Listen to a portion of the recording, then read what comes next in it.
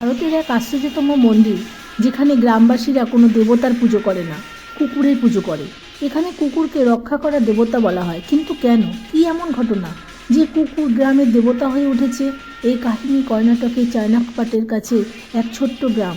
সেখানে কিছু বছর আগে গ্রামের সব কিছুই ঠিকঠাক ছিল, কিন্তু একদিন গ্রামের দুই পাহারাদার কুকুর হঠাৎই নিখোঁজ হয়ে যায়। গ্রামের লোকেরা কুকুর দুটিকে অনেক খুঁজেও পায় না। এবারই আসল রহস্য। কিছুদিন পর গ্রামের দেবী ক্যাম্পেমা এক রাতে গ্রামের এক ব্যক্তির স্বপ্নে এসে বলল, গ্রামের কুকুর অদৃশ্য হয়ে যায়নি, বরং গ্রামকে এক অশুভ শক্তির হাত থেকে গ্রামকে বাঁচাবার জন্য নিজেদের বলিদান দিয়েছে। আর এই কারণেই দেবীমা আদেশ দেন গ্রামকে অশুভ শক্তির হাত থেকে বাঁচাবার জন্য এই কুকুরদের জন্য একটি মন্দির বানাতে। এরপর সমস্ত গ্রামবাসী মিলে কুকুরদের জন্য এক আশ্চর্য মন্দির বানালেন। এই মন্দির শুধু কুকুরের মন্দির নয়, মানুষ আর জানোয়ারের মধ্যে এক পবিত্র বন্ধনের প্রতীক।